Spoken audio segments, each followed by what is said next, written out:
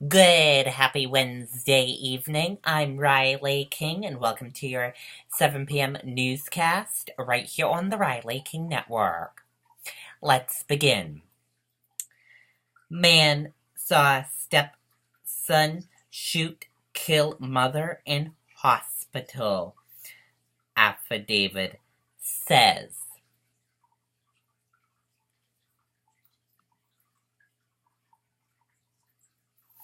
Let's take a listen to this video from WMUR News 9. What is one of the most efficient ways to heat? Frank, you're remanded to custody of the county. 48-year-old Travis Frank held without bail tonight, charged with first-degree murder in the shooting death of his mother, 70-year-old Pamela Ferrier, who was a patient at Dartmouth-Hitchcock Medical Center. Because this is an offense, this is a first-degree murder, it carries life without parole. He's not eligible for bail at this time. According to court documents, Frank checked in as a visitor. Less than 10 minutes later, a nurse called 911, saying she saw a man pull out a handgun. She ran out of the room and heard 2 gunshots. The paperwork says Frank entered the room and asked his stepfather if he could be alone with his mother. She indicated it was okay. The stepfather tells investigators when leaving the room he heard his wife scream. He turned to see Frank pointing a gun at Pamela, then fire several shots.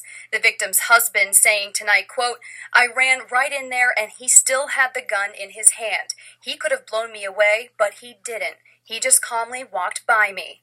The AG's office is also asking for privacy for the nurse who was in the room. I cannot begin to express the amount of trauma that both have endured from witnessing yesterday's events. Investigators say Frank waived his rights and told state police that he drove from Rhode Island, where he lives, to Dartmouth-Hitchcock to kill his mother. Pursuant to court rules, within 90 days, the state would need to seek an indictment. Ferrier was in the ICU after suffering an aneurysm. She was scheduled to be released this Friday. We're live in North Haverhill. Siobhan Lopez, WMUR News 9. Okay, and there you go on that report. Chrome finished mass high school recalls 1,169 student laptops.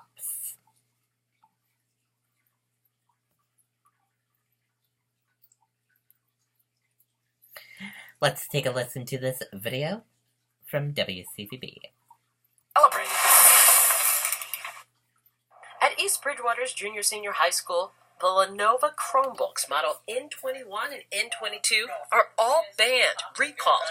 More than 1,100 school-issued laptops for grades 7 through 12 are at the police station, locked in outside storage in case of fire.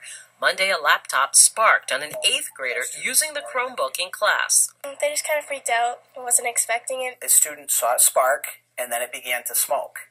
And it was in this area, right where the camera would break or where the wire would be. This is the 3rd Chromebook to spark in East Bridgewater schools. I returned mine as soon as I could. It happens with the telephones. It happens all the time now. So I'm just glad nobody got hurt. A Sudbury mother called this school last Thursday. Her twin 6th graders both plugged them into charge, but the indicator light area became so hot, mom and daughter burnt their fingers. It happened in a Sudbury home. So it melted, and they burned themselves on it. The problem Chromebook 11 Dell 3180 was exchanged. The Curtis Middle School continues to use Chromebooks. It can be, scary if it does get hot, but it doesn't happen that often. And the superintendent here in East Bridgewater has yet to hear from the Chromebook company, but wants all of those Chromebooks replaced, and fast. Live in East Bridgewater, Rondella Richardson, WCVB News Center. Okay, and there you go on that report.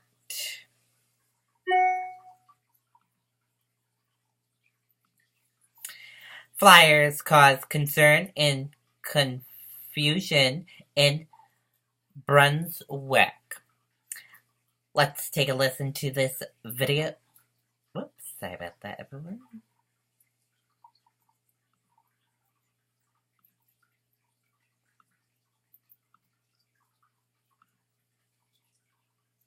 Okay, we're having technical difficulties. We can't get that article or video to upload. Sorry about that.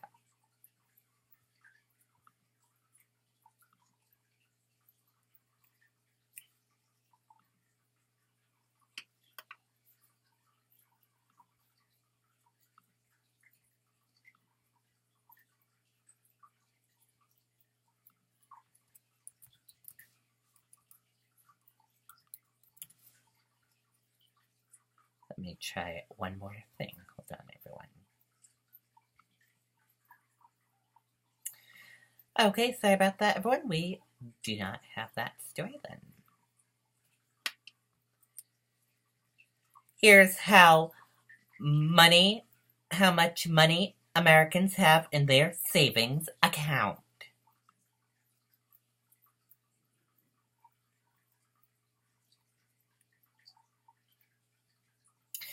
If your saving account balance is hovering at or below 1,000, you're not alone.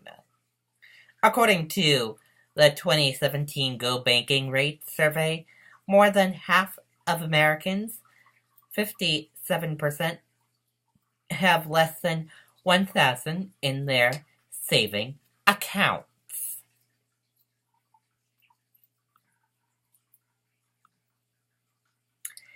Last-minute GOP pitch to repeal Obamacare.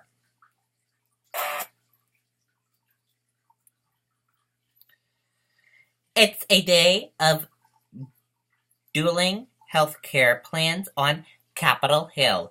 Senator Lindsey Graham, who's leading the Republicans' last-minute effort to repeal and replace the 2010 Affordable Care Act, came out swinging against Senator Bernie Sanders' proposal for what he calls Medicare for All. And that does it for my 7 p.m. newscast right here on the Riley King Network. I hope you all have a great rest of your Wednesday night. See you back here tomorrow with more news in the morning. Good night, everyone. Bye.